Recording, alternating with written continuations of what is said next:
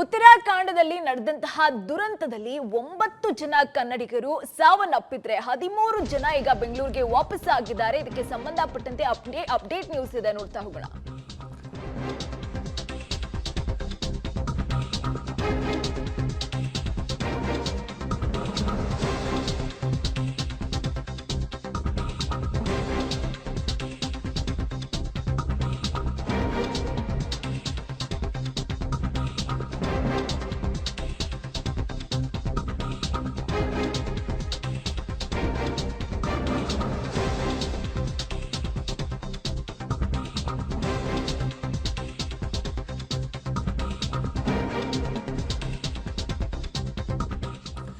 ಉತ್ತರಾಖಂಡದಲ್ಲಿ 9 ಜನ ಕನ್ನಡಿಗರು ಸಾವನ್ನಪ್ಪಿದ್ರೆ ಈಗ 13 ಜನ ಯಮನ ತೆಕ್ಕೆಯಿಂದ ಬಚಾವಾಗಿದ್ದಾರೆ ಅನ್ನೋದೇ ಈಗ ಒಂದು ರೀತಿಯಾಗಿ ಸಮಾಧಾನದ ವಿಚಾರ ಅಂತ ಹೇಳ್ಬೋದು. ಸಹಸ್ರತಾಲ್ ಹಿಮಪಾತದಲ್ಲಿ ಬಚಾವಾದವರನ್ನ ಈಗ ಕರ್ನಾಟಕಕ್ಕೆ ವಾಪಸ್ ಕರ್ಕೊಂಡು ಬಂದಿದ್ದಾರೆ. ಕಂದಾಯ ಸಚಿವರಾಗಿರುವಂತಹ ಕೃಷ್ಣೇ ಬೈರೇಗೌಡರು ಡೆಹ್ರಾಡೂನ್ನಿಂದ ಬೆಂಗಳೂರಿಗೆ 13 ಜನ ವಾಪಸ್ ಬಂದಿದ್ದಾರೆ. ಮಧ್ಯಾಹ್ನನೇ ಹೇಳ್ತಾ ಇದ್ರು ಡೆಹ್ರಾಡೂನ್ಗೆ ತಲುಪ್ತೀವಿ, ನಂತರ ನಾವು ಬೆಂಗಳೂರಿಗೆ ಬರ್ತೀವಿ ಅಂತ. ಅದೇ ಹಿನ್ನೆಲೆಯಲ್ಲಿ ಈಗ ಕೃಷ್ಣೇ ಬೈರೇಗೌಡರು ಈಗ ಬೆಂಗಳೂರಿಗೆ ಕೊಟ್ಟ ಮಾತಿನಂತೆ ಮೃತದೇಹವನ್ನ ವಾಪಸ್ ತಗೊಂಡು ಬಂದಿದ್ದಾರೆ. ಉತ್ತರಾಖಂಡ ಸರ್ಕಾರದ ಮುಖ್ಯ ಕಾರ್ಯದರ್ಶಿ ಅವರ ಜೊತೆ ಕೂಡ ಅವರು ಮಾತನಾಡ್ತಾ ಇದ್ರು. ಜೊತೆಗೆ ಮೃತದೇಹವನ್ನ ರಾಜ್ಯಕ್ಕೆ ಯಾವ ರೀತಿಯಾಗಿ ಸಾಗಿಸಬೇಕು, ವಿಮಾನ ವ್ಯವಸ್ಥೆಯನ್ನ ನೀವು ಯಾವ ರೀತಿಯಾಗಿ ಮಾಡ್ಕೊಡ್ತೀರಾ, ಇದೆಲ್ಲದರ ಬಗ್ಗೆ ಚರ್ಚೆಯನ್ನ ಮಾಡಿದ್ರು. ಈಗ ಫೈನಲಿ ಈಗ 13 ಜನನ ವಾಪಸ್ ಕರ್ಕೊಂಡು ಬಂದಿದ್ದಾರೆ. ಜೊತೆಗೆ 9 ಮೃತದೇಹವನ್ನ ಕೂಡ ಈಗ ಬೆಂಗಳೂರಿಗೆ ತಂದಿರುವಂತದ್ದು. ಈ ಬಗ್ಗೆ ಡೀಟೇಲ್ಸ್ ಇದೆ, ನೋಡ್ತಾ ಹೋಗೋಣ. ಏನು 22 ಜನ ಎಲ್ಲ ಬೆಂಗಳೂರಿನವರು ಟ್ರೆಕ್ಕಿಂಗ್ ಹೋಗಿದ್ರು. ದುರಾದೃಷ್ಟವಶಾತ್ ಆ ದುರ್ಘಟನೆಯಲ್ಲಿ 9 ಜನ ಸಾವನ್ನಪ್ಪಿದ್ದಾರೆ. ಇನ್ನು ಉಳಿದ 13 ಜನ ಅವರನ್ನು ಹೆಲಿಕಾಪ್ಟರ್ ಮುಖಾಂತರ ರೆಸ್ಕ್ಯೂ ಮಾಡಿ ಅವ್ರನ್ನ ಡೆಹ್ರಾಡೂನ್ಗೆ ಕರೆಸುವಂತೆ ವ್ಯವಸ್ಥೆ ಮಾಡಿ ಈಗ ಅವರು ನಮ್ಮ ಜೊತೆಗೆ ಫ್ಲೈಟ್ನಲ್ಲಿ ಬೆಂಗಳೂರಿಗೂ ಸಹ ರಾಜ್ಯ ಸರ್ಕಾರ ಅವರನ್ನು ಬೆಂಗಳೂರುವರೆಗೂ ಸಹ ಕರ್ಕೊಂಡು ಬಂದು ಈಗ ಅವ್ರಿಗೆ ಮನೆಗೆ ಹೋಗಲಿಕ್ಕೂ ಕೂಡ ವ್ಯವಸ್ಥೆಯನ್ನು ಮಾಡಿಕೊಟ್ಟಿದ್ದೇವೆ. 9 ಏನು ದುರಾದೃಷ್ಟವಶಾತ್ ದುರಂತದಲ್ಲಿ ಮೃತರಾಗಿದ್ದಾರೆ, ಅವರ ಬಾಡಿಯನ್ನು ಇವತ್ತು ನಾವು ಉತ್ತರಕಾಶಿಯಿಂದ ಡೆಹ್ರಾಡೂನ್ಗೆ ತರಿಸಿ ಡೆಹ್ರಾಡೂನ್ನಲ್ಲಿ ಅವ್ರದ್ದು ಬಾಡಿಯನ್ನು ಎಂಬಾಲ್ಮಿಂಗ್ ಮಾಡಿ ಅಲ್ಲಿಂದ ಬೈ ರೋಡ್ ಈಗ ಡೆಲ್ಲಿಗೆ ತಲುಪ್ತಾ ಇದೆ, ಡೆಲ್ಲಿ ಏರ್ಪೋರ್ಟಿಗೆ. ಯಾಕೆಂದರೆ ಚಾರ್ಟರ್ ಫ್ಲೈಟು ಯಾವುದು ಕೂಡ 9 ಬಾಡಿ ಅಂದರೆ ಅದ್ರ ಜೊತೆಗೆ 9 ಬಾಕ್ಸನ್ನು ಟ್ರಾನ್ಸ್ಪೋರ್ಟ್ ಮಾಡುವಂಥ ಚಾರ್ಟರ್ ಫ್ಲೈಟು ಸಿಗಲಿಲ್ಲ. ಪ್ಯಾಸೆಂಜರ್ಗಾದರೆ ಸಿಗುತ್ತೆ, ಆದರೆ ಬಾಕ್ಸ್ಗಳನ್ನು ಟ್ರಾನ್ಸ್ಪೋರ್ಟ್ ಮಾಡುವಂಥ ಚಾರ್ಟರ್ ಫ್ಲೈಟು ಸಿಗಲಿಲ್ಲ. ಹಾಗಾಗಿ ಆ ಬಾಡಿಗಳನ್ನು ಈಗ ನಾವು ಡೆಲ್ಲಿಗೆ, ನಮ್ಮ ಡೆಲ್ಲಿಯಲ್ಲಿ ಒಬ್ಬರು ಆಫೀಸರ್ ಇದ್ದಾರೆ, ಡೆಹ್ರಾಡೂನಲ್ಲಿ ಇನ್ನೊಬ್ಬ ಆಫೀಸರ್ ಇದ್ದಾರೆ. ಸೊ ಡೆಲ್ಲಿಗೆ ಬೈ ರೋಡ್ ಈಗ ತಲುಪ್ತಾ ಇದೆ.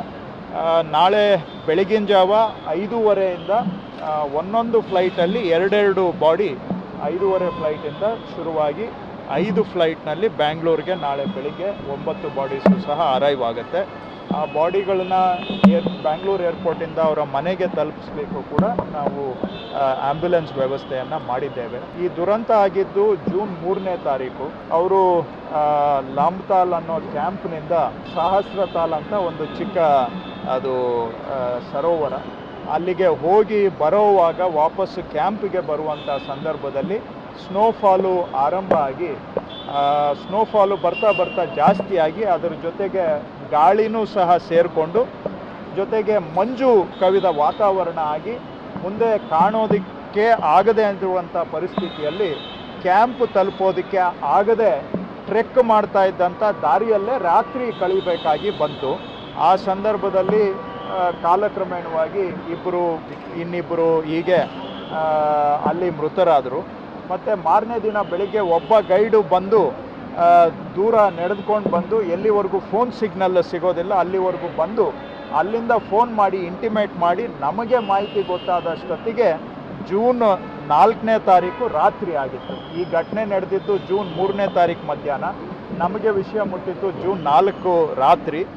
ನಾವು ತಕ್ಷಣ ಲೋಕಲ್ ಅಥಾರಿಟೀಸ್ಗೆ ಎಲ್ಲರಿಗೂ ಕೂಡ ಮಾತನಾಡಿ ಜೂನ್ 5ನೇ ತಾರೀಕು ಬೆಳಗಿನ ಜಾವ 5 ಗಂಟೆಗೆ ರೆಸ್ಕ್ಯೂ ಆಪರೇಷನನ್ನು. ಉತ್ತರಾಖಂಡದ ಸಹಸ್ರತಾಳ ಹಿಮಶಿಖರದಲ್ಲಿ ಆದಂತಹ ಘೋರ ದುರಂತದಲ್ಲಿ ಅದೃಷ್ಟವಶಾತ್ 13 ಚಾರಣಿಗರು ಇದೀಗ ಸೇಫ್ ಆಗಿ ಬೆಂಗಳೂರಿಗೆ ರೀಚ್ ಆಗಿದ್ದಾರೆ. ಅವರನ್ನ ರಿಸೀವ್ ಮಾಡ್ಕೊಳ್ಳೋದಕ್ಕೆ ಅಸೋಸಿಯೇಷನ್ ಅವರು ಕೂಡ ಇದ್ದಾರೆ, ಅವ್ರನ್ನ ಮಾತನಾಡಿಸ್ತಾ ಹೋಗ್ತೇನೆ. ಸರ್, ಮೊದಲಿಗೆ ನಿಮ್ಮ ಪರಿಚಯ, ಅಸೋಸಿಯೇಷನು, ಎಷ್ಟು ಜನ ಇಲ್ಲಿಂದ ಹೋಗಿದ್ರು, ಸೊ ನಿಮ್ಮ ಸಂಪರ್ಕಕ್ಕೆ ಯಾವಾಗ ಸಿಕ್ಕಿದ್ರು? ನಮಸ್ಕಾರ, ನಾನು ಲವರಾಜು ಅಂತ, ಸೀನಿಯರ್ ಮೋಸ್ಟ್ ಕ್ಲೈಂಬರು. ನಾನು ಒಂದು 30 ಸಲ ಹಿಮಾಲಯಸ್ಗೆಲ್ಲ ಹೋಗಿದ್ದೀನಿ. ನಾನು 88 ಸಿಯಾಚನ್ ಗ್ಲೇಜಲ್ಲಿ ಕಾಲು ಇದೆಲ್ಲ ಕಳ್ಕೊಂಡೆ, ಫ್ರಾಸ್ಬೈಟ್ ಆಗಿ ಲಾಸ್ಟ್ ಆಲ್ ದ ಟೋಸು ಈ ಫಿಂಗರ್ಸ್ ಎಲ್ಲ.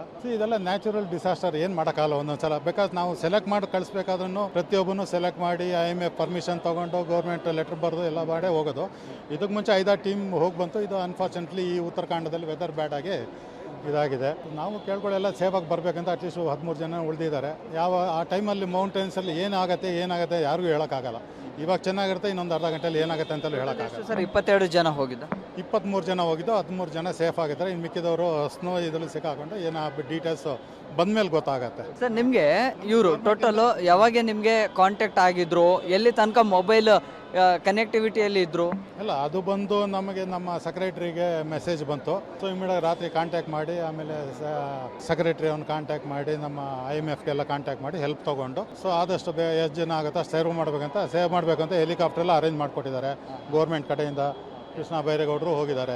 ರಿಕ್ವೆಸ್ಟ್ ಮಾಡಿ ಈ ಸಲ ಇದಕ್ಕೆ ಮುಂಚೆ ಈವನ್ ಕೇದಾರ್ನಾಥಲ್ಲಿ ಆದಾಗ್ಲೂ ಲಾಡ್ ಹೋಗಿ ಸುಮಾರು ಜನ ಸೇವ್ ಮಾಡಿದ್ದಾರೆ. ಗೌರ್ಮೆಂಟಿಂದ ಎಲ್ಲ ಹೆಲ್ಪ್ ಮಾಡಿದ್ದಾರೆ, ಇಲ್ಲ ಅಂತ. ಪ್ರತಿ ವರ್ಷವೂ ಕೂಡ ಈಗ ಟ್ರೆಕ್ಕಿಂಗಿಗೆ ಅಂತ ಹೇಳಿ ಹೋಗ್ತಾ ಇರ್ತಾರೆ ಸರ್. ಯಾವತ್ತೂ ಕೂಡ ಈ ರೀತಿಯ 56 ವರ್ಷದಲ್ಲಿ, ನಾನು 50 ವರ್ಷದಿಂದ ಇದ್ದೀನಿ. 56 ವರ್ಷದಲ್ಲಿ ಇಸ್ ದ ಫಸ್ಟ್ ಟೈಮ್ ಇಷ್ಟು ಜನ ಆಗಿರೋದು. ಅದು ಮುಂಚೆ ಇಬ್ಬರು ಸತ್ತಿದ್ದಾರೆ ಮೆಡಿಕಲ್ ಇದರಲ್ಲಿ, ಪಲ್ಮನರಿ ಎಡಿಮಾ ಆಗಿ ಆ ಥರ ಎಲ್ಲ ಹೋಗಿದ್ದಾರೆ. But this the first time it is happen in the history of Karnataka. Sir, ಈಗ ಸೇಫ್ ಆಗಿ ಬಂದಂಥವ್ರು ತಮ್ಮ ಜೊತೆ ಏನಾದರೂ ಮಾತನಾಡಿದ್ರ ಅಲ್ಲಿಂದ ಸಿಚುವೇಶನ್ ಬಗ್ಗೆ? ಏನು ಅಸೋಸಿಯೇಷನ್ ಮಾತಾಡಿದ್ದಾರೆ, ನಮ್ಮ ಅಧ್ಯಕ್ಷರು ಅಲ್ಲಿ ನಮ್ಮ ಸೆಕ್ರೆಟ್ರಿನೂ ಇನ್ನೊಬ್ಬರು ಇದ್ದಾರೆ. ಸೊ ಅವರು ಮಾತಾಡಿ ಎಲ್ಲ ಅರೇಂಜ್ ಮಾಡಿ ಇದು ಮಾಡ್ತಾ ಇದ್ದಾರೆ. ಸರ್, ಹೇಗೆ ಅದನ್ನು ಅವರು ಎಕ್ಸ್ಪ್ಲೇನ್ ಮಾಡ್ತಾ ಇದ್ರು? ಅಂದರೆ ಇದ್ದಕ್ಕಿದ್ದಂತೆ ಹವಾಮಾನದಲ್ಲಿ ವೈಪರೀತ್ಯ ಉಂಟಾದಾಗ ಅವರು ಅದಕ್ಕೆ ಹೊಂದ್ಕೊಳ್ಳಿಕ್ಕೆ ಆಗದೇ ಇರುವಂಥ ಸನ್ನಿವೇಶಗಳು? ನ್ಯಾಚುರಲ್ ಇದಲ್ಲ, ಅವಲಾಂಚ ಅದು ಡೀಟೇಲ್ ಬಂದಮೇಲೆ ಗೊತ್ತಾಗುತ್ತೆ. ಅವಲಾಂಚ್ ಆಯಿತು ಅಥವಾ ಸ್ಟಕ್ ಆದರೂ, ಯಾಕಂದರೆ ವೆದರ್ ಬ್ಯಾಡ್ ಆದರೆ within second full white out ಆಗಿಬಿಡುತ್ತೆ. ನಾವು ಯಾವ ಕಡೆ ಹೋಗ್ತಾ ಇದ್ವಿ ಅಂತೆಲ್ಲ ಗೊತ್ತಾಗಲ್ಲ. ಸೊ ಒಬ್ರಿಗೊಬ್ರು ಹಗ್ಗ ಕಟ್ಕೊಂಡಿರ್ತೀವಿ, ಎಲ್ಲ ಮಾಡ್ತೀವಿ.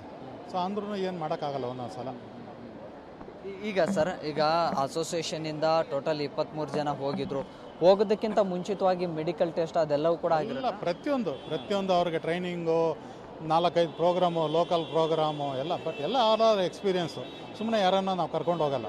ಅವ್ರಿಗೆಲ್ಲ ಟ್ರೈನಿಂಗ್ ಕೊಟ್ಟು 4-5 ಜನ ಪ್ರೋಗ್ರಾಮ್ 6 ತಿಂಗಳು ಪ್ರೋಗ್ರಾಮಲ್ಲಿ ಅಟೆಂಡ್ ಆಗಬೇಕು ಎವ್ರಿ ಮಂತು. ನಮ್ದು ಯಾವುದೇ ಲೋಕಲ್ ಪ್ರೋಗ್ರಾಮ್ ಇದ್ರೂ, ರಾಕ್ ಕ್ಲೈಂಬಿಂಗ್ ಇರ್ಬೋದು, ಟ್ರಕ್ಕಿಂಗ್ ಇರ್ಬೋದು ಅಂತೆಲ್ಲ ಇದು ಮಾಡಿ ಟೆಸ್ಟ್ ಮಾಡಿ ಪಕ್ಕ ಮೆಡಿಕಲ್ ಸರ್ಟಿಫಿಕೇಟ್ ಇದೆಲ್ಲ ಮಾಡಿಸ್ಕೊಂಡೆ ಕರ್ಕೊಂಡು ಹೋಗೋದು. ಟ್ರಕ್ಕಿಂಗಿಗೆ ಹೋದಂಥವ್ರು ಎಲ್ಲರೂ ಕೂಡ ಬೆಂಗಳೂರವ್ರೇನ ಸರ್ ಅಥವಾ ಬೇರೆ ಜಿಲ್ಲೆ? ಎಲ್ಲ ಬೆಂಗಳೂರವರು. ಎಲ್ಲೆಲ್ಲಿ ಅವರು ಸರ್? ಯಾವ ಏರಿಯಾ ಅಂತ ಗೊತ್ತಿಲ್ಲ. ಈ ನಡುವೆ ನಾನು ಇರಲಿಲ್ಲ ಊರಲ್ಲಿ. ಆ್ಯಸ್ ಎ ಸೀನಿಯರ್ ಮೆಂಬರ್ ನಾವು ಗೊತ್ತಿರೋರು ಇರೋದ್ರಿಂದ ಯಾವುದೆಲ್ಲ ಏಜ್ ಕ್ಯಾಟಗರಿ ಅವರು ಇದ್ರು? ಯಾವುದೆಲ್ಲ ಏಜ್ ಕ್ಯಾಟಗರಿ ಅವರು ಇದ್ರು ಅಂತ? ಅದರಲ್ಲಿ ಒಂದು 2-3 ಎಬೋ 50, 4-5 ಜನ ಇದೆ. ಮಿಕ್ಕಿದವರೆಲ್ಲ ಬಿಲೋ 40. ಬಹುಶಃ ಇಲ್ಲಿಂದ ಹೋಗುವಾಗಲೂ ಕೂಡ ಎಲ್ಲ ರೀತಿಯ ಮೆಡಿಕಲ್ ಟೆಸ್ಟನ್ನು ಮಾಡಲಾಗಿತ್ತು.